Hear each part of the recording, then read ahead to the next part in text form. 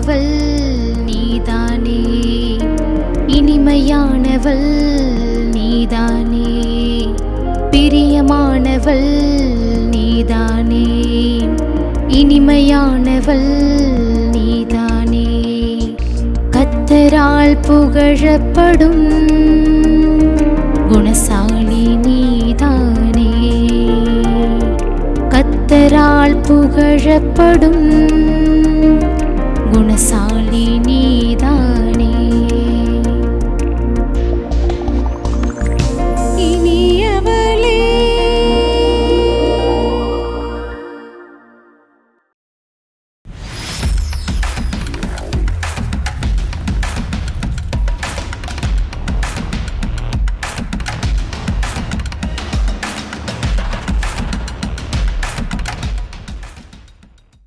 இயேசு கிறிஸ்துவின் இனிதான நாமத்தினாலே வில்லேஜ் டிவி நேயர்களுக்கு எங்கள் அன்பின் வாழ்த்துக்கள். மற்றவர்களுடைய வாழ்க்கையில நடந்த அற்புதத்தை நம்ம கேட்கும்போது நிச்சயமாகவே நம்ம வாழ்க்கையில ஏசப்பா இப்படி செய்வார் அப்படிங்கிற ஒரு நம்பிக்கை நமக்கு வந்துருங்க. இன்னைக்கும் கூட விருதுநகர்ல இருந்து அந்தோணி அம்மா அப்படிங்கிற ஒரு அம்மா வந்திருக்கிறாங்க. அவங்க வாழ்க்கையில ஏசப்பா செஞ்ச நன்மையை நம்மக்கிட்ட பகிர்ந்து கொள்ள போறாங்க. அதை கேட்கும்போது நிச்சயமாகவே உங்க வாழ்க்கையில உங்க ஆவிக்குரிய வாழ்க்கையில ஒரு பெரிய மாற்றத்தை நீங்க இன்னைக்கு பார்க்க போறீங்கங்க. வாங்க அவங்க கிட்ட ஒரு சில கேள்விகளை கேட்டு அவங்க வாழ்க்கையில நடந்த காரியத்தை நம்ம கேட்டு தெரிஞ்சுக்கிறோமா? அம்மா பிரைஸ் லார்ட்மா.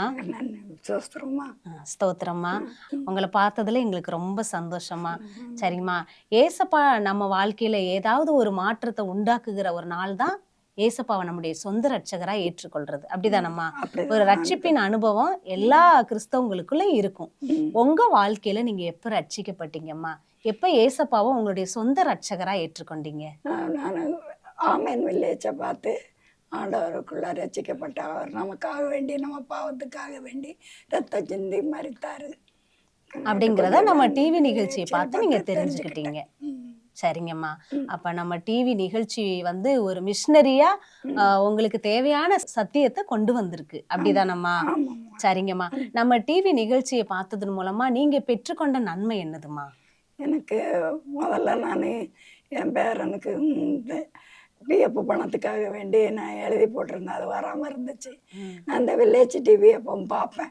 பார்த்து ஆண்டவருக்கு ஒரு பொருத்தனை பண்ணேன். எனக்கு அது சீக்கிரம் வந்துருச்சு. பொருத்தனையோடு நீங்க ஜெபம் பண்ணியிருக்கீங்க? ஆமாம், ஒரு பொருத்தனை பண்ணேன். அதே மாதிரி வந்தேன். இங்கே ஒரு சின்ன பொருத்தனை பண்ணிட்டு போனேன்.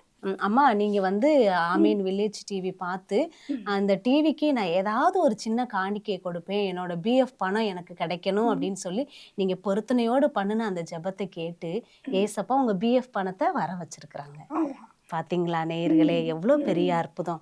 தடைகளை எல்லாம் மாற்றி பொருத்தனையின் ஜெபத்தை கேட்கிற தேவன் அப்படிங்கிறத இந்த அந்தோணி அம்மா தெரிஞ்சு கொண்டாங்க. சரிங்கம்மா. அது மட்டும் இல்ல, நீங்க 2-3 தடவை நம்ம புலலக்கோட்டைக்கு வந்திருக்கோம்னு சொல்றீங்க. நம்ம இந்த கெத்செமனே வளாகத்துக்கு வந்திருக்கிறீங்கம்மா. அடுத்து உங்க வாழ்க்கையில இன்னும் ஏசப்பா எனக்கு பெரிய நன்மையை செஞ்சிருக்கிறாங்க அப்படின்னு சொல்றீங்க. அது என்னதுமா? அவன் வேலை இல்லாம இருந்தான். அவனுக்கு ஒரு வேலை நாங்கள் வந்து வேலை கொடுத்தாரு. 3 நாளும் இப்போ ஏதோ சாப்பாட்டுக்கு கஷ்டம் இல்லாமல் அவங்க பார்த்து நான் அவளுக்கு கொடுத்து உதவுனம்மா. அப்போ உங்க பிள்ளை வந்து சாப்பாட்டுக்கு கஷ்டப்பட்டு பிள்ளைக்கு வேலை பிள்ளைக்கு அவனுக்கு வேற வைத்திய செலவுக்கு இல்லாமல் இருந்தான். அதுக்கு தான் அந்த பிஎஃப் பணத்துக்கு எழுதி ரூபா கிடைக்காம இருந்துச்சு. நான் அப்பந்தான் பொருத்தனை பண்ணினேன். எனக்கு அது வந்துச்சு. அதுக்கப்புறம் இங்கே வந்துட்டு போன விட்டு அவனுக்கு ஒரு வேலையும் கிடச்சிச்சு. இப்போ ஹோட்டலில் சாப்பாட்டுக்கு போச்சு. சந்தோஷமா இருக்காங்க. அதுல அதான் இப்பவும் வந்தேன். அதுதான் இப்பயும் வந்திருக்கிறீங்க. ஏசப்பா இந்த இடத்துக்கு உங்களை பொருத்தனை பண்ணி நீங்க ஜெபிக்கிற எல்லா ஜெபத்தையும் ஆண்டவர் கேட்கிறாரு. கண்டிப்பா கேட்காரு. அதனாலதான் நான் வந்தேன். அவரை நம்பி வந்தவங்களை ஒரு நாள் வெட்கப்பட்டு போனதே இல்லை. அதுதான் உங்க வாழ்க்கையில நடந்திருக்கு. இதை பார்த்து கொண்டிருக்கிற அருமையான ஆமேன் டிவி நேயர்களே, உங்களுடைய வாழ்க்கையிலும் எத்தனையோ ஆசீர்வாதங்கள் தடைபட்டு இருக்கலாம். நீங்கள் எங்களுடைய ஆமீன் டிவி நீங்கள் பார்த்து கொண்டு இருக்கலாம். இந்த நிகழ்ச்சியை என்னுடைய குடும்பத்தின் சார்பாகவோ, என்னுடைய பிள்ளைகள் அல்லது பேர பிள்ளைகள் சார்பாகவோ நான் இந்த நிகழ்ச்சியை தாங்குறேன் அப்படின்னு சொல்லி நீங்கள் ஒரு பொருத்தனையோடு கூட நீங்கள் ஜெபித்து பாருங்களேங்க. உங்கள் வாழ்க்கையில் தடைபட்டு இருக்கிற எல்லா ஆசீர்வாதத்தையும் ஆண்டவர் ஒரு நிமிஷத்தில் மாற்றி அந்த ஆசீர்வாதத்தை உங்களுக்கு கொடுக்க அவர் வல்லமையுள்ள ஒரு தேவனாக இருக்கிறார். பாருங்க, அம்மா வந்து அவங்க வீட்டில இருந்து இந்த ஆமீன் டிவியை பார்த்துட்டு இருக்கிறாங்க. ஆனால் பொருத்தனையோடு அவங்க இருதயத்திலிருந்து அவங்க ஜெபித்த அந்த ஜெபத்தை கேட்டு அவங்க பிள்ளைங்க, அவங்க பேர பிள்ளைங்களோட வாழ்க்கையில இன்னைக்கு வரைக்கும் அவங்க ஆசீர்வாதமா இருக்கிறாங்க. அந்தோணி அம்மாவுக்கு செஞ்ச தேவன் உங்களுடைய வாழ்க்கையிலும் செய்வதற்கு அவர் போதுமான தேவனா இருக்கிறார். அவர் பட்சபாதம் இல்லாத தேவன். இந்த நிகழ்ச்சியை பார்த்து கொண்டு இருக்கிற நீங்க ஒருவேளை ஆண்டவர் அறியாதவங்களா இருக்கலாம். ஏசப்பாவுக்கும் உங்களுக்கும் சம்பந்தமே இல்லாம இருக்கலாம். ஆனா ஏசப்பா உங்களுடைய ஜெபத்தையும் அவர் கேட்கிறாருங்க. அவரிடத்தில் வருகிற ஒருவனையும் அவர் புறம்பே தள்ளுகிற தேவன் இல்லை. அதனால தயங்காம நீங்க ஏசப்பா கிட்ட கேளுங்க. பொருத்தனையோடு கூட நீங்க ஜெபம் பண்ணி பாருங்க. ஏசப்பா நீங்க நினைச்சு பார்க்க முடியாத பெரிய அற்புதத்தை உங்களுக்கு செய்வார். இந்த சாட்சியை நீங்க எங்ககிட்ட வந்து பகிர்ந்து கொண்டதுக்கு ரொம்ப நன்றிம்மா.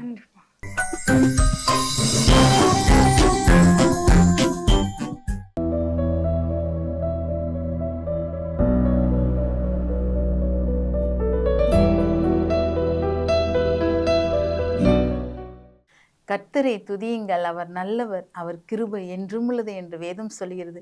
இப்பொழுதும் நாம் கர்த்தரை பாடி அவர் நாமத்தை மகிமைப்படுத்துவோமா? எந்த நுள்ளம் புது கவியாலே பொங்க இயேசுவை பாடிடுவே, அவர் நாமம் ஊற்றுண்ட பரிமள தைலம் அவரையே நேசிக்கிறே, அவர் நாமம் ஊற்றுண்ட பரிமள தைலம் அவரையே நேசிக்கிறே.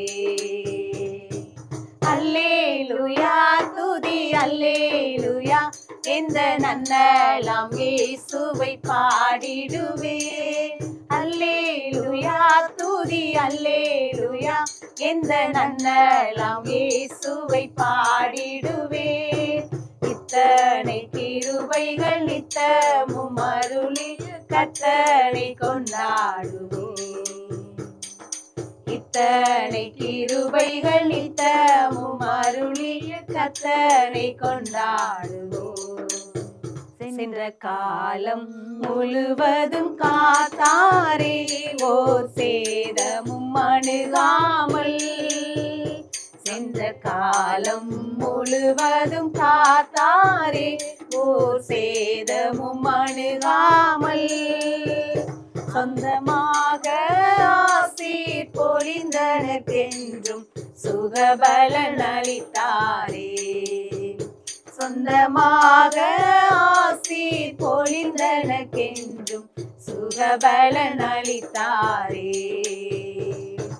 அல்லேலூயா துதி அல்லேலூயா, எந்த நன்னலாம் இயேசுவை பாடிடுவே. அல்லேலூயா துதி அல்லேலூயா, எந்த நன்னலாம் இயேசுவை பாடிடுவே. இத்தனை கிருபைகள் நித்தமும் அருளி கர்த்தரை கொண்டாடுவே. இத்தனை கிருபைகள் நித்தமும் அருளிய கர்த்தரை கொண்டாடுவே.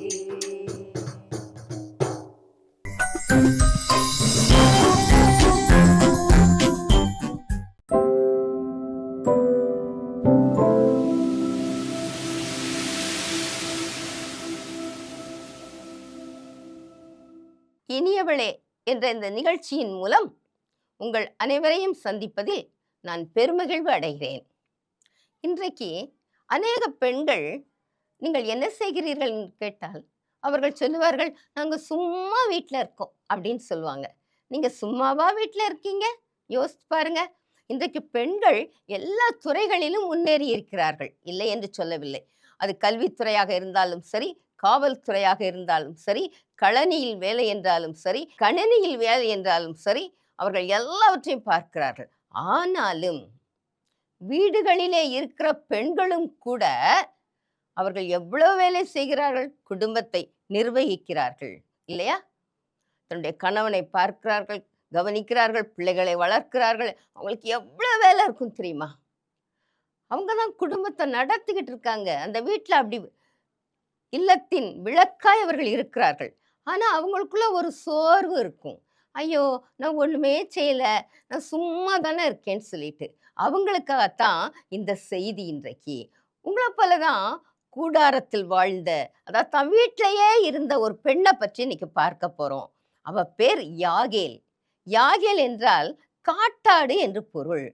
சரி, இந்த அம்மா யாருடைய மனைவி என்று பார்க்கலாம்.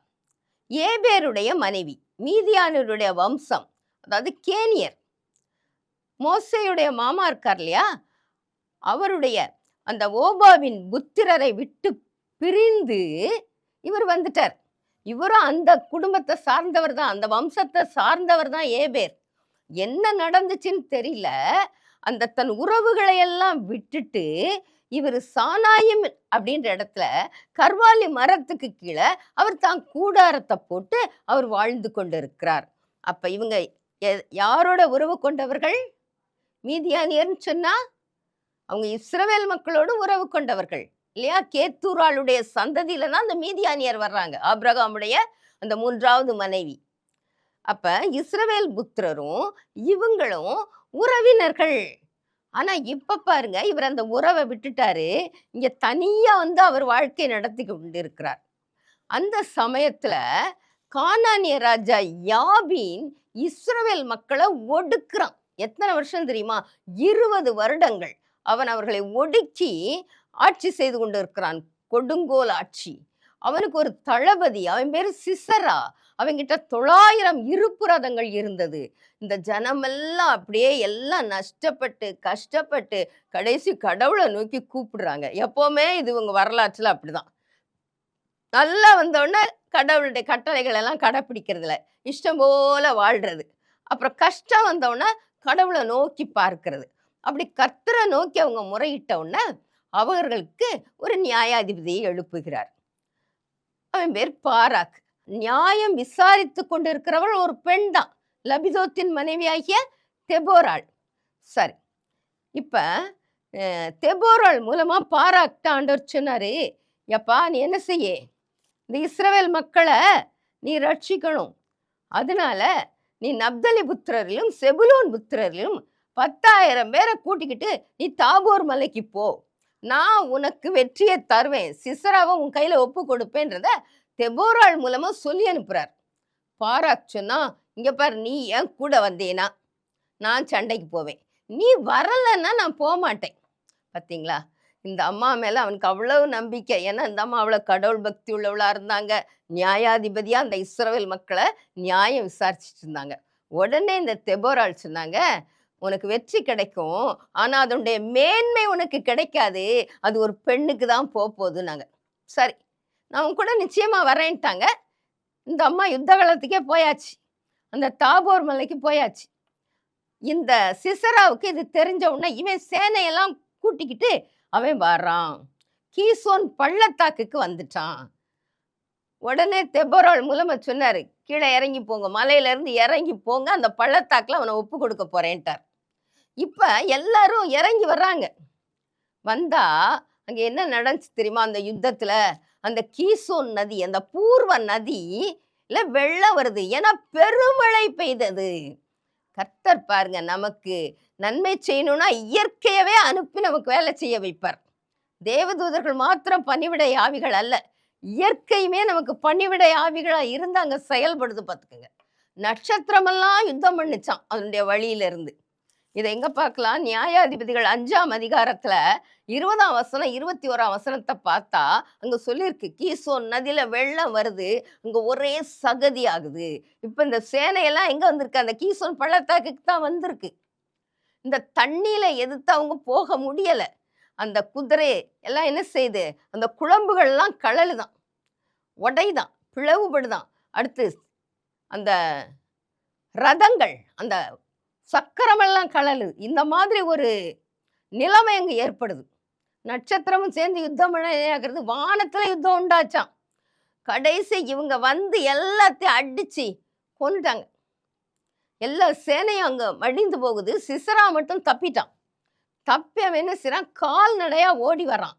எங்க ஓடி வரான்னா, இந்த யுத்தகளத்துக்கு பக்கத்துல, அதாவது கொஞ்சம் தூரத்திலேயே போய் யார் வீட்டை சந்திக்கலாம், இந்த யாகேல் வீட்டுக்கு வரலாம், ஏபேர் வீட்டுக்கு வரலாம். வேதம் சொல்லுது, அப்ப கானானிய ராஜாவுக்கும் ஏபேலுக்கும் நட்பு இருந்ததாம், சமாதானம் இருந்துச்சான். பாத்தீங்களா, இஸ்ரவேலுக்கு விரோதி அந்த கானான், ஆனா அவன் கூட இவன் நட்பு கொண்டிருக்கான். அப்ப இவன் உறவுல ஏதோ உனக்கு நடந்திருக்கு. ஆனா இந்த யாகேல் பாருங்க, தான் உறவை மறக்கலங்க. ஒரு பழமொழி சொல்லுவாங்க, வனத்துல மேய்ஞ்சாலும் எனத்துல அடன்னு சொல்லிட்டு.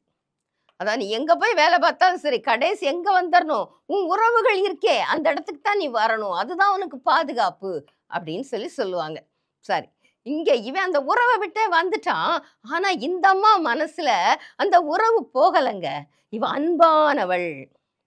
அதனாலதான் தன் ஜனத்தை பட்சிக்கிற இந்த கானானிய ராஜாவின் தளபதிக்கு நம்ம என்ன செய்யக்கூடாது, நன்மை செய்யக்கூடாதுன்னு நினைச்சிட்டாங்க. சிசரா ஓடி வரான். எங்க வரான், அந்த யாகேல் கூடாரத்துக்கு தான் வரான். இவ வெளியே போய் நின்று அவங்கள வரவேற்கிறா. என்ன சொல்றா, வாங்கன்னு கூப்பிடுறா. கூப்பிட்டோன்னு அவன் உள்ள வந்துட்டான். ஏன்னா இவங்க குடும்பத்துக்கு தான் நல்ல நட்பு இருக்கே. உள்ள வந்துட்டான், அவளை நம்பி உள்ள வந்துட்டான். வந்த உடனே அவனை உள்ள படுக்க வச்சு ஜமுக்காலத்தை எடுத்து மூடுனாலாம். போர்வை எடுத்து மூடலாம்ல, ஆனா இங்க என்ன போட்டிருக்கு, ஜமுக்காலத்தை எடுத்து மூடுனாலாம். ஜமுக்கால்னா எப்படி இருக்கும், தடிமனா இருக்கும். அதை உதறி விட்டு எந்திரிக்கிறது கஷ்டம். போர்வையை உதறிடலாம். மூடனோன்னு அவன் கேட்குறான், இவன் ரொம்ப டயர்டா இருக்கான். உடனே எனக்கு கொஞ்சம் தண்ணி கொடுன்றான். இவன் என்ன செஞ்சா தெரியுமா, பால் துருத்தியை திறந்து பாலையே கொடுத்தாலாம். அவன் நல்லா பாலை குடிச்சவனா தூக்கம் வந்துருச்சு. இந்த பாலுக்கே நல்லா தூக்கம் வரும். ராத்திரில தூக்கம் வரலையா, ஒரு அரை டம்ளர் பாலை குடிச்சிட்டு படுங்க, நல்லா தூங்குவீங்க. சரி, இவன் நல்லா தூங்குறான். பாருங்க, இந்த அன்பானவள் தன் ஜனத்துக்காக வைராக்கியமா இயங்குறா. ஆணி எடுத்துட்டு இருந்தாங்க, கூடார ஆணியையும் சுத்திலே எடுத்து வந்தா. கூடாரம் போடணும்னா எப்படிப்பட்ட ஆணியை அரைஞ்சிருப்பாங்க, நல்ல பெரிய ஆணியா இருக்கும் இல்லையா. அந்த பெரிய ஆணி உள்ள போகும்போதே அடிக்கணும்னா அந்த சுத்தியிலும் எப்படி இருக்கும், ரொம்ப கனமானதா இருக்கும் இல்லையா. ஆனா பாருங்க, இவ தைரியசாலிங்க, பலசாலிங்க. இன்னைக்கு அநேக பெண்கள் தான் கணவன்மாரை கவனிப்பாங்க, பிள்ளைகளை கவனிப்பாங்க, தன்னை கவனிக்கவே மாட்டாங்க. நல்ல சத்துள்ள உணவெல்லாம் கொடுப்பாங்க, பிள்ளைக்கு ஊட்டி ஊட்டி விடுவாங்க, கணவனை சாப்பிடுங்க சாப்பிடுங்கன்னு தாங்குவாங்க. தாங்கள் சாப்பிட்றாங்களா யோசிச்சு பாருங்க. நீங்க சாப்பிடாம இருந்தீங்கன்னா காலப்போக்கில் உங்களுக்கு பலவீனமாயிரும். நீங்க சுகவீனமானீங்கன்னா அது உங்களுக்கும் கஷ்டம், உங்க கணவர் பிள்ளைகளுக்கும் கஷ்டம். அதனால நீங்களும் நல்லா சாப்பிடணும், பலசாலியா இருக்கணும், நோஞ்சானா இருக்கக்கூடாது. சரி, இங்க பார்க்கலாம். இவன் என்ன செஞ்சா தெரியுமா, அதை எடுத்துட்டு போய் பார்த்தா இவன் அயர்ந்து தூங்கிட்டு இருக்கான். நெத்தியில வச்சா பொட்டாலே போடு, அந்த சுத்தியில வச்சு அது நெத்திய ஊடுருவி தரையில போய் பதிஞ்சிச்சான். அப்ப அவ எவ்வளவு வேகமா அடிச்சிருப்பா. அந்த வேகம் அவள் சுய பலத்தினாலா இல்லை, அவள் கர்த்தரை நம்பி கடவுளை நம்பி அவ இயங்குனா. அவ கடவுள் பக்தி உள்ள பெண், ஆண்டவர் சொன்னபடி அன்பான பெண், தன் உறவை மறக்காத பெண், உறவுக்காக நிற்க வேண்டும், கர்த்தர் பட்சத்துல நிற்கணும் அப்படின்னு அவன் நின்னதுனாலதான் அந்த ஆணி அவன் நெத்தியில பட்டு அது எங்க போச்சு, தரையிலேயே போய் ஊனி பதிஞ்சிருச்சு. அவன் செத்துட்டான். இவன் வெளியே வந்து நிக்கிறப்ப யார் வரா, இவனை விரட்டிட்டு வர பாராக் வர்றான். வந்த உடனே அவ கூப்பிடுறா, வாங்க அப்படின்னு சொல்லி கூப்பிட்டு, நீங்க தேடுற மனுஷனை நான் உங்களுக்கு காட்டுறேன் அப்படின்னு சொல்லி அவனை உள்ள கூட்டிட்டு போய் காட்டுறா. அப்ப அந்த சிசரா செத்து கிடப்பதை அவன் பார்க்கிறான். நிச்சயமா அவன் நினைச்சிருப்பான், இந்த யுத்தத்தின் மேன்மை ஒரு பெண்ணுக்கு போகுதுன்னு தெபோராள் சொன்னத. அடுத்து இவன் ஞானமுடையவள். பாருங்க, சிசரா ஓடி வரப்ப அவ கதவை அடைச்சிருந்தானா, அவன் அந்த கதவை உடைச்சே உள்ள வந்து இவளுக்கு தீமை செஞ்சுட்டு அவன் என்ன செய்வான், அரெஸ்ட் எடுத்திருப்பான். ஆனா இவன் என்ன செய்யறா, வரவேற்கிறா, வாங்க கூப்பிட்டா. அடுத்து ஜமுக்காலத்தை வச்சு மூடுறா.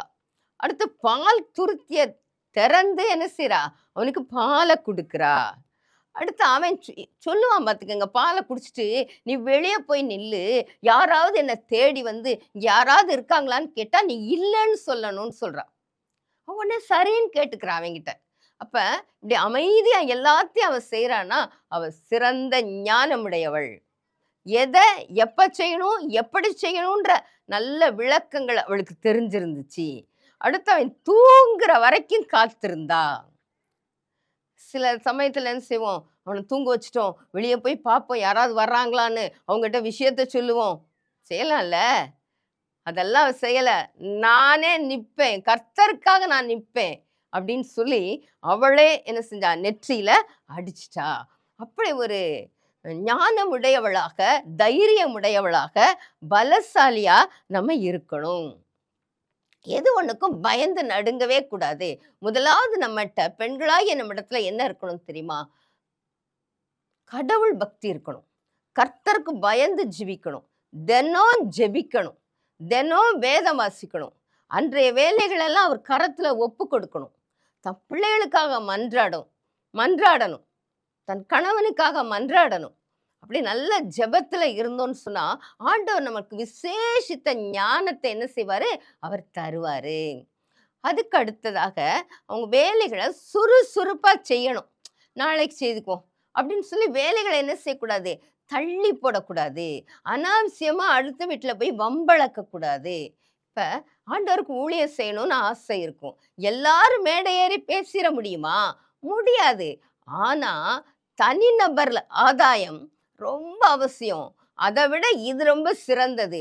பக்கத்துல அப்படி நீங்க பேசலாம். சுகவீனமா இருக்காங்களா, அவங்க வீட்டுல போய் எப்படி இருக்கு, பையனுக்கு இப்ப நல்லா இருக்கா, எங்க போனீங்க, இந்த மாத்திரை எடுத்தீங்களா கேட்டுட்டு உங்க வீட்டுல நடந்த காரியத்தை அவங்ககிட்ட சொல்லலாம்.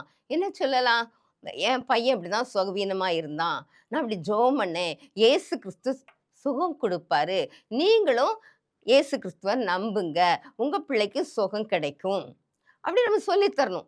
இந்த வேலை இல்லைன்னு கவலைப்பட்டுட்டு இருக்காங்களா, அவங்ககிட்ட சொல்லுங்க, என் மகனுக்கு வேலை ஆண்டவர் தான் கொடுத்தாரு, லஞ்சம் எல்லாம் நான் கொடுக்கல. உங்க வாழ்க்கையில அல்லது உங்களுக்கு தெரிஞ்ச இந்த விசுவாசிகள் வாழ்க்கையில நடந்ததை அவங்களுக்கு சொல்லி அவங்கள தைரியப்படுத்தலாம். அப்ப ஆண்டவர் செயல்படுவார். நிச்சயமா என்ன செய்யும், அது நடக்கும். அப்ப இப்ப நீங்க செய்யற ஊழியம் பெரிய ஊழியம். அடுத்து உங்க வாழ்க்கையை பாக்குறாங்க.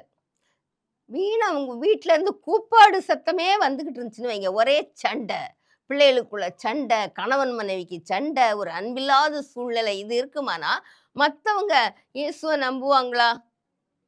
இயேசுகிட்ட வரணும்னு நினைப்பாங்களா? ஒரு சபையில அது உண்மையா கற்பனை கதையான்னு எனக்கு தெரியல.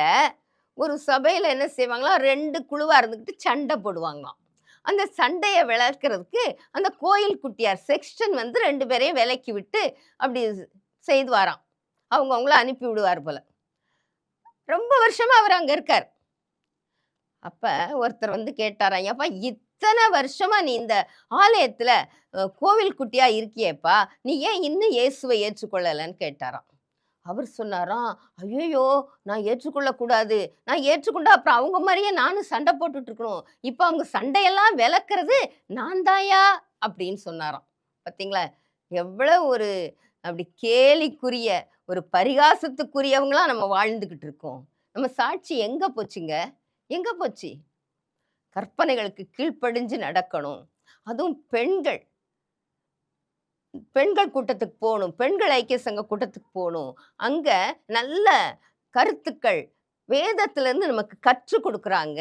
அதோட ஒருத்தரோட ஒருத்தர் ஐக்கியம், ஒருத்தர் குறைய ஒருத்தர் நிறைவு செய்யும்படி அவங்களுக்கு ஆறுதலா இருக்க பழகணும்.